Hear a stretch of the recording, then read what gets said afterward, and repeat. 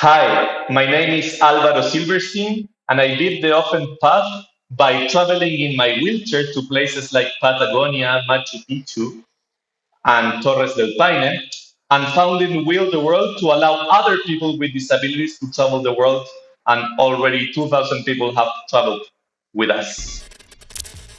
Welcome back to the Beat the Offen Path podcast. And guess what, folks? It is episode 100. Beep, beep, beep, beep, beep. Why did I do the air horn sound effect instead of just putting it in when I have the sound effect on my computer? I don't know. But that's what kind of episode it is, so I'm going to clap for myself. Woo! Yay! Again, I could have just put that sound effect in there. Anyways, we got a great show for you today. Alvaro Silberstein has a remarkable story to tell. This man was born in Chile, and Alvaro's life was turned upside down in a car accident that left him paralyzed. He soon witnessed the ways in which the world can be inaccessible to people with disabilities, making travel difficult or even impossible. So he made a personal journey to Torres del Paine National Park in Chile, and his feat attracted media attention, leading him to the idea of starting a company and a service to help others with more accessible vacation, travel, and adventure tours. His company, Wheel the World, has received millions in funding so far and has been featured on a lot of major media outlets. And he helps people like himself reach destinations that they never thought possible. He sells freedom and adventure, and it's just so cool. Oh, and by the way, he found meaning and success in his own life in the process. So I can't wait for you to meet Alvaro Silberstein of Wheel the World. Well, welcome to the show, Alvaro. Thank you so much for joining me. It's a real honor to have you here today. Thank you very much, Ross. Very excited to talk to you. So first up is Machu Picchu, one of the coolest places that I've ever personally been. I don't often get awestruck when I visit a place. There aren't too many places in the world that you visit and you have a magical kind of feeling, but Machu Picchu is one of those places. And this is an experience that I think you can probably understand all of it. So I went with a friend of mine. We were on a crowded city bus. We waited for several hours. We stayed in, I think it's called Aguas Calientes, and we stayed in a really cheap hostel, and then we walked all the way up. And we're just sweating, and it's such a difficult path up. And then two things happened that were kind of funny. One is you see the locals, the Inca people, they're just running up and down this trail. So we're like, and they're just running up and down like it's the easiest thing in the entire world. And then we get up to the top, and then you see a whole bunch of tour buses that just show up at the top. And I thought, oh, man, like I didn't even know that was possible. But of course, I think we had a better journey. But as soon as you get to the top of Machu Picchu, it is just mind-blowingly awesome. But of course, doing it the way that you did is even more incredible. So tell us a little bit about who you are and how you came to your mission. Yes, so my name is Alvaro. I am 37 years old, and I am originally from Santiago, Chile. And when I was 18 years old, I was part of a car accident. And since that moment, I have paralyzed my body from the chest down. I partially move my arms, and I don't move the fingers of my hands. And of course, it was a very tragic incident, and it was very tough to read to accept it. But I was very lucky with having a lot of support from my family, from my friends, and since that moment, I started to reconstruct my life again. And travel always, since I was very young, was very close to my heart and very important for me. And while I was gaining independence and getting to understand how was my new life after my accident, I realized that it was possible to travel, even having a severe disability as I have, but it was always also very challenging and very tough, given that the industry and the world hasn't been designed for someone who uses a wheelchair and can navigate the world. Um, and, and what happened is that once I started talking with a good friend, his name is Camilo, today is my co-founder at my company, it's called Wheel the World. And we get to the idea of planning a trip together with other three friends to a very famous national park in Patagonia in the south of Chile that is called Torres del Paine. Okay, this is a beautiful place that you you hike for 5 days through the mountains of Patagonia, looking glaciers and lakes. And I always dreamed to visit this place, but of course, given that I'm disabled, I said this is impossible for me. Camilo encouraged me to figure out on how to do a trip together, and we realized that there was like zero information of accessibility of this destination, that nobody else in a wheelchair did the trip that we wanted to do. And long story short, we did it. I became the first person ever in a wheelchair to complete the W trek in Patagonia. We needed to figure out on how to do this trip. Camilo did a scouting trip to find the accessible accommodations, how we will move around. We bought a special hiking wheelchair that allow us to navigate these trails. And the trip was amazing. It was beautiful for me, for my friends, also for the people who work for the travel industry in Torres del Paine. And afterwards, our story became pretty viral. We were in the news. In this, at that moment, I lived in the Bay Area, so and I was studying at UC Berkeley, and Berkeley did a lot of PR. So, for example, the San Francisco Chronicle wrote an article about our trip. Mark Zuckerberg posted a trip about our story. Um, Wow. and this viralization of our story made that many people started reaching out saying, "Oh, how cool that trip that Alvaro did. I also have a disability. I also want to explore Patagonia." And with Camilo, we started organizing this trip to other people, realizing that we could also impact other people on making their dreams happen in terms of travel. And that's when we decided to fund Will the World, that is a startup with the purpose to make the world accessible. And today, basically, we build a website that people can find and book accessible travel experiences in more than 100 destinations around the world. And so far, we have achieved that pretty much 2,200 people has traveled with us so far in 3 years. Incredible. Well, many claps for all of that. Very impressive stuff. I have to know, what is a hiking wheelchair, first of all? What is different about it? How much battery capacity? So, How does that work?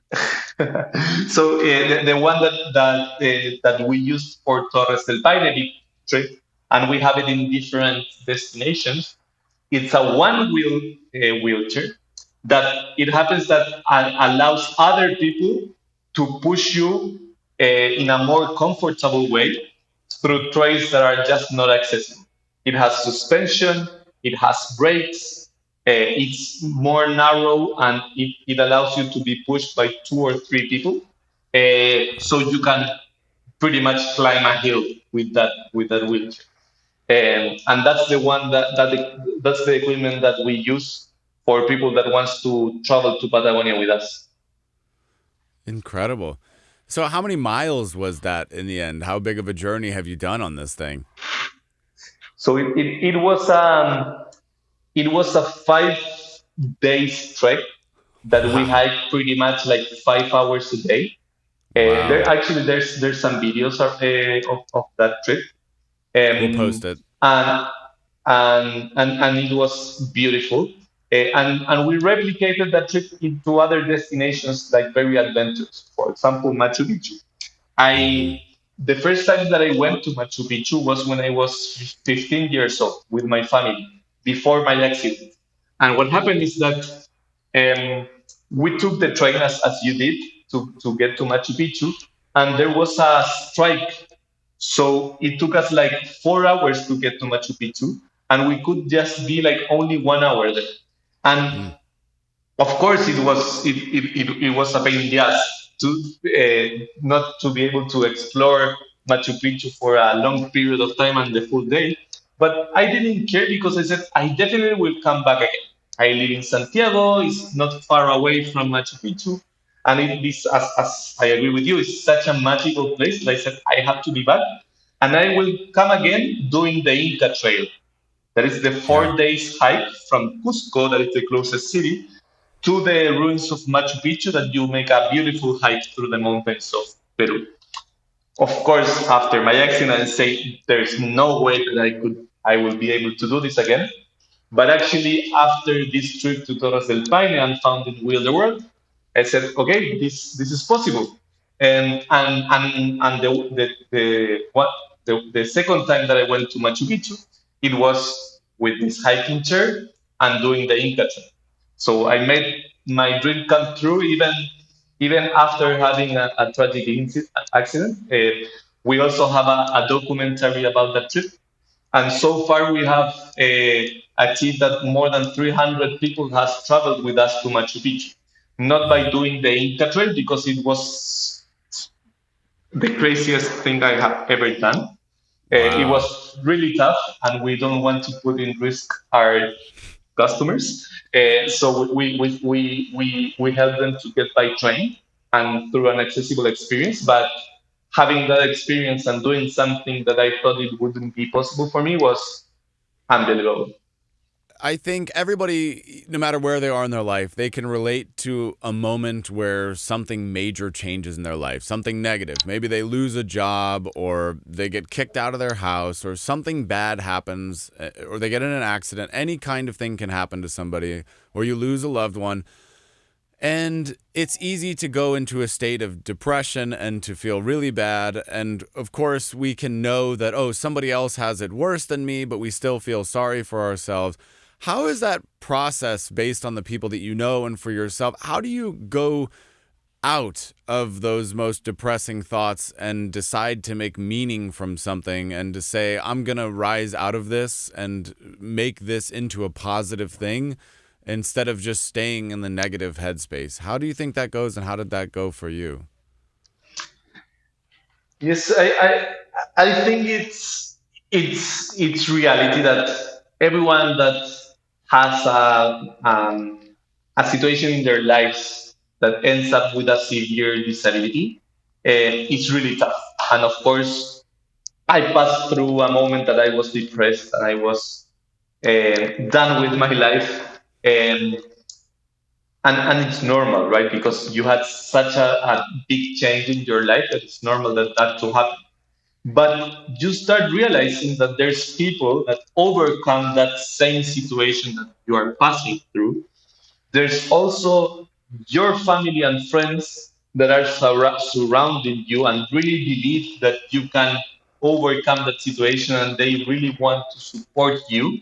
And you start realizing that you can gain, you can go little steps further, and as long as you progress and gain independence and accommodate and get used to this new situation, it paybacks, right?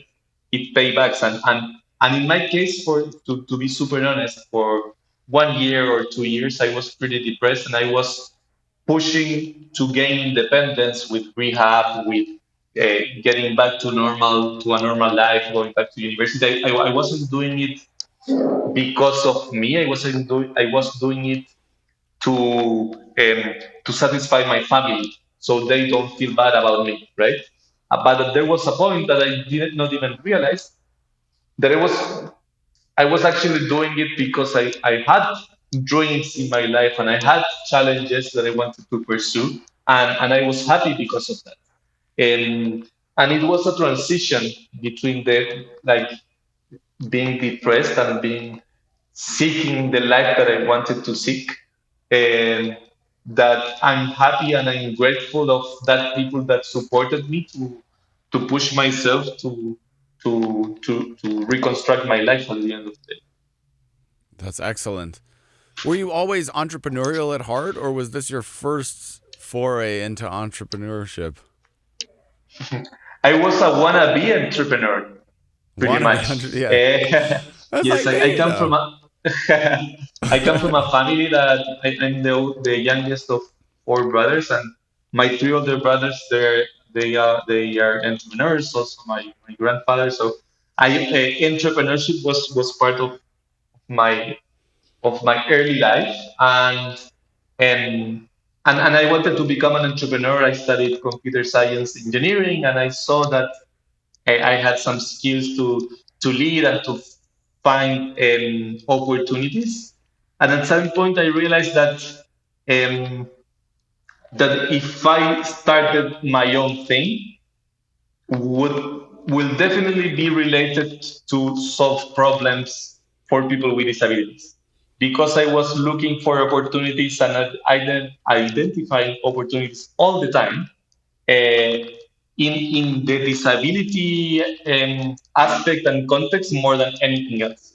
And also because I felt that it was a good way to contributing to and giving back, given that I felt pretty lucky in terms of how I overcome my personal situation. And actually, I am, as I told you, I am originally from Chile, and I applied to do a master's in the US. I went to do my MBA at UC Berkeley, and my essay to apply to Berkeley was I want to become an entrepreneur to solve problems for people with disabilities. So Great. and after that trip to Patagonia, this dream came true. So cool. And you said you were noticing problems everywhere. All the simple stuff, maybe crossing a street, stairway down into a metro station, trying to get on a subway, tons of problems everywhere. How did you settle on this particular problem of all of the other things that you could have done? So yes, and I tested many things. So for example, one of the things that I tried to push was I need assistance on a daily basis. So every morning I need someone to come to my house to help me out with my to my routines to get ready for the day. And this is not something that is specifically that someone knowledgeable or someone who studied nursery needs to do. It's just someone who wants to help me for 1 hour, uh, transferring, helping me to get right dressed faster as if I can do it by my own. And so the idea was to build an Uber kind of service to seek help from other people, right? That is around your neighborhood or your city, whatever. Yeah, sounds like So a great it didn't idea. work. Yeah, it didn't Okay. work that idea for many reasons. And why travel is just because we did this amazing trip that we transformed in a project that we said, okay, let's become the first one to then allow other people to repeat it. And when it became viral, hundreds of people started reaching out saying, "Oh, this is so cool! I also want to do this trip." And we started organizing this trip to other people. And that was the aha moment, more Hmm. than we were the first ones. No, that wasn't the great moment. The great moment was realizing that there was other people that wanted help to to travel, and that's when we decided to commit 100% because we saw the opportunity of building a service that had so much value to other people. I love that. I think that's fantastic. Well, let's talk about what makes an accessible trip or vacation. What are the factors? How do you plan out a trip like this? What are you looking for when you're building this kind of experience? Yes, and that's a good question because have talked a lot about like outdoor adventures, and at Wheel the World, people can book a hotel in Miami to find the accessible transportation to go from the airport to the hotel in Paris, for example. And what's important to consider. So first is find the right accessibility information specifically of where you're going to stay, so accommodations, how you would move around, so ground transportation, and the activities that you would do at that destination. And that's pretty much what we offer at wheeltheworld.com. We are raising in detail the information of hotels and accommodations in general. And we are going into the specifics. What's the width of the door? What's the height of the bed? What's the type of shower? Because what we have realized is that also what makes the problem even more complex, is that accessibilities are totally different one person by other person, right? So we are collecting these data points of accessibility in detail, specifically of hotels, ground transportation methods, and tours and activities. And we provide this through wheeltheworld.com so our users can find and book what satisfy their needs. Um, and those are the main things that you have to consider, like where to stay, how to move around, and what are the activities that you are going to do at that destination. That's so cool. Can you wheel us through one of these experiences? Can you describe one of them in detail? What does one sample experience look like? So you mentioned in advance that you went to Costa Rica once. That's my favorite destinations that we offer. I love And it. for Yeah. example, we have there like a multi-day trip that you can book with us for 5 days. And that multi-day trip considers you get to the airport in San Jose. This considers the transportation that pick you up from the hotel, and it's an accessible, wheelchair accessible transportation. It gets you to the hotel that has a rolling shower if needed or a bathtub if you need. We have all that information, and you will go on different accessible experience going to the Manuel Antonio National Park or going on a zip lining experience that is accessible, and we have So cool. identify a provider that it's experiencing an adaptive zip Is that in lining. the And Monteverde Cloud Forest? yes, exactly. I love that Yeah. place. God, that Yes, and place is also cool. yeah, and also going to Arenal and doing an adaptive kayaking experience with kayaks that has also like support for someone who has limited mobility and stuff like that. Well, I'm not so sure about your plan because I don't think that anybody should go to Arenal. It's a scary place. Have you Why is been? that? I've been. Because because there's an ant that is the most painful sting in the world. There's the most venomous spider in the world and all of the bromeliads. There are several venomous snakes that are just floating around, the terciopelo and all these others. There are panthers on the trail, and of course, the volcano can just go off at any moment and crush you. There's a lot of it's So beautiful, but man, it's serious. So I'm lucky that I didn't know that when I went. So for the ones who fear about snakes and creepy spiders and all that, we have other destinations that you can go, not necessarily arena. I'm happy that I just knew about this because I didn't when I went to arena. Yeah. We had a tour guide and he was explaining all of these things as we were going through. And I felt like I was in Jurassic Park. I really did. And as you get there, it was raining, first of all, the day that we went. And he said, there used to be a town right here. See that giant 20-ton boulder that's right there? Yeah, that came from that volcano. It came down here and destroyed the town about 3 seconds later. Wow, There's no town here anymore. And I thought, okay, this is exciting. What are we doing here? But it is beautiful. it is beautiful. Yes, That's my that love-hate volcano is relationship with perfect. Costa Rica in general. The people are amazing, but it scares me sometimes. Uh, To yeah, be honest, it's my favorite country that I have visited overall. well, I'm a little bit biased, like I said, because my wife is half Costa Rican, so I am also biased, and I have family and friends out there, and of course I love it. I think the people are just so wonderful. Some of the Yeah, friendliest, most open and genuine people you'll ever meet. Everybody pura is vida, so pura friendly and vida. hospitable. Yeah, pura vida. Yeah, that is the phrase that my wife lives by every single day of her life. That's her way. So yeah, I'm with you, man. And I hope to make Chile a next stop, and then I'll explore all of the beautiful parts of your country, huge as it is. Be my guest. Let me know, and I can show you around. What's your favorite part of Chile? What's your favorite trail or site or thing to see? So I can tell you my three favorite places. Okay. The first one, Patagonia. I mean, that's my favorite one. Is such beautiful the nature, the rainforest, the lakes, the glaciers. It's unbelievable, and how remote and unexplored it is. The second one is totally the opposite. It's the desert in the north of Chile. That's pretty much like the Great Canyon in the US. That it's the most arid, the driest desert in the world, and it's also beautiful. And the third one is Rapa Nui, the Easter Island.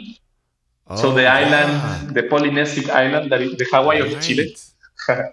that is also beautiful, and you have the big statues with the moais. Oh, And the Moai, and we yeah. also have a documentary about a trip that we did to Easter Island. You can watch it in YouTube. I would love to. Yeah, that place I've never been, but it's so fascinating seeing those things. Do you have any idea how they did it? Do they know how they got them there, or is that still a mystery? They build it through the like volcano rocks that are there, and the main mystery is how they move it around the island. And the greatest thing is that they have identified it, that they move it standard up. So they move it like with they put some bases with um, I don't remember how, but they move it with a structure in the base so they can move it standard up with ropes and stuff like that all around the island. So crazy stuff.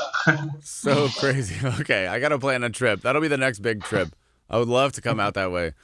So cool. And I assume that you do these types of tours as well with your website. Obviously, Yes, that would make the most sense, right? yes. We started with Latin America like as a focus on during 2018 and 19, and we made many people from the US traveling to Latin America. And then we expanded to destinations in the US. So, and also Central America. Today, our top five destinations are, and also Europe, our top five destinations are New York, Paris, Hawaii, Maui in specific, Costa Rica, and Cancun in Mexico. Those are the top five destinations that today we offer. And 2 years ago, before the pandemic, was Chile and Peru. So, of all of the things that you have done, what has been the most rewarding so far? What has been the best part of this entrepreneurial journey for you? At the end of the day, is receiving positive feedback from the people that are impacted by Wilderwood. That's the most rewarding thing. And I can frame that in our first client, that when we did the trip to Patagonia and Torres del Paine, three weeks later, there was a family with a kid with a cognitive disability that they lived in the city of Punta Arenas in Chile, that it's only 3 hours from Torres del Paine, that they reached out to us saying, "Oh, we never thought that it would be possible for us as a family to do that trip that you guys did." And, and we ended up helping them out on doing that trip. There's also a video about that trip of that kid with his family in YouTube. And that was one of the most emotional days in my life when I realized that that trip was successfully done by them. Uh, and we could impact other people. And now we have had already like 2,200 clients. And the most rewarding thing is realizing that they are happy with what we do for them. Absolutely. Well, every business faces challenges, and I know that yours is no exception. So, what have been some of the hardest moments? Have there been moments where you said, screw this, I'm out of here? Yeah, especially on 2020 with COVID, Yeah. it was really tough. Yeah. I mean, we even thought of pivoting to other industry because for so many months, more than a year, travel was just not a thing, right? Nobody was traveling, and of course we knew that travel would come back sooner or later. It just took so long, right? Like in our Yeah. project, in our like forecast, it was okay. It was like March 2020, and we're saying okay, um, August, September 2020, like COVID will not be a thing anymore. And then it would No not big be deal. August, September, it would be November, and it was March of 2021 or so. It lasted so long, that it was really tough. and we were all, of course, we needed to do financial sacrifices in terms of like not spending much, given that we were not selling any trips. So it was really tough, but luckily, starting May 2021, we started having bookings again and clients. And so far, we've been in a growth trend that we are very happy and very optimistic about the future. So how do you bake that in? Do you fly your teammates out? Do you have retreats or get-togethers? Do you ever get your team together in one place? We try to build our teams, like specific teams in similar time zones and places. And when we can, we try to do like we try to move people so we can have like a 1 week teamwork that we can get together. We haven't achieved that all of us get together at the same time and same place, and it's too expensive for us at the moment. But that's also one of my dreams in the middle term. Yeah, it's of course the irony that you plan these vacations and experiences for so many other people, and in the end, maybe you need to plan one for yourself, for your team. Yes, Maybe in a yes, year or yes, 6 months when things calm down a little bit.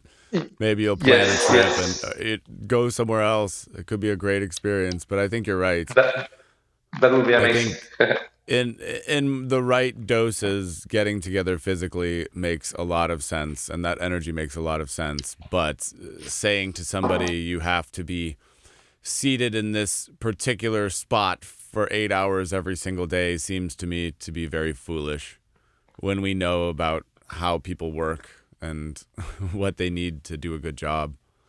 My team is all Yeah. remote, all of my marketing people from around the world, and I love them, and I couldn't do anything without them. So, but it also depends on what kind of person you are. If you're a digital native or if you're used to these tools. Since I was 13 years old, I just turned 36 myself. I was always collaborating with people from around the world and programmers groups and IRC and chat rooms and all of that. So I've been doing this forever. So for me, experiences like this, they feel real, even though we're connecting via Zoom right now or whatever. I'm used to that. And I think for certain kinds of people who are like that, it doesn't really matter. But for other people who are more old school and who haven't grown up that way, I think it matters more. Yeah, I think in the US you're right. Like when I live in the Bay Area, I realized that people were already doing remote work, and this was before the pandemic, right?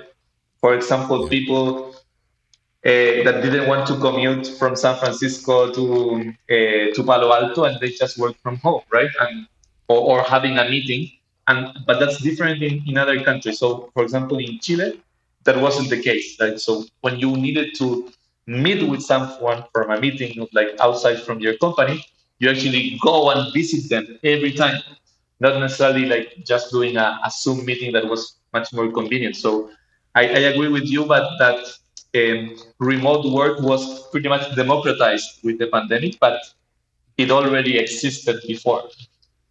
That's true. Yeah, I have a love hate relationship with it. On the one hand, it made these things a lot more normal. But on the other hand, all of a sudden there are a lot of people in your digital space. I was living off in the fringes for a while, and then suddenly everybody joined me, and I was like, okay, go back, get away from here. Because all of a Exactly. sudden everybody's Exactly. experiencing the same good and bad things as a collective whole. But it is what it is. So Yeah. we're approaching the end of our time here. I wanted to ask, is there a piece of unusual advice or advice that nobody else would think of that has been beneficial to you, or something that you live by that other people don't? Well, I don't consider myself a very knowledgeable or experienced person, but I would say what has worked for me is just to believe in myself, just to push push the things that I really believe in and be resilient. It many times the greatest things to be achieved takes time, takes effort, and and and I think that resilience is the by far the most important skill that we as human beings can have, and it's the easiest one to have. right? It's just push for things and keep going, and at the end of the day, you will get the outcomes of it.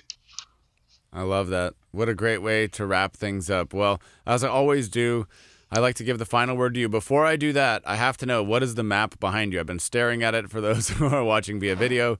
What are we looking at? So I'm in a co-work space, and this office is called the Sala New York. So the New York office, and I this is like a map of Manhattan.